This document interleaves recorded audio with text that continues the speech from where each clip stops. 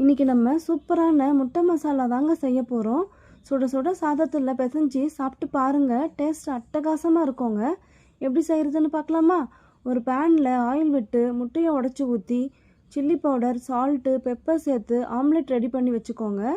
அதே பேனில் ஆயில் விட்டு ஃபைனாக கட் பண்ண கார்லிக், க்ரீன் சில்லி, கருவேப்பிலை சேர்த்து ஃப்ரை பண்ணிக்கலாம். பொடியாக கட் பண்ண வெங்காயம் சேர்த்து ஃப்ரை பண்ணி விட்டு தக்காளி பேஸ்ட்டையும் ஆட் பண்ணி நல்லா வதக்கி விட்டுக்கோங்க.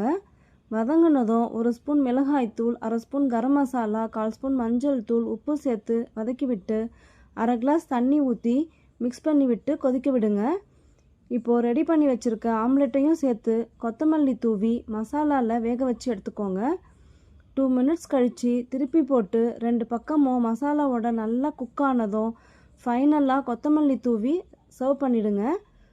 சூப்பரான முட்டை மசாலா ரெடிங்க. நீங்களும் ட்ரை பண்ணி பாருங்கள். தேங்க்ஸ் ஃபார் வாட்சிங்.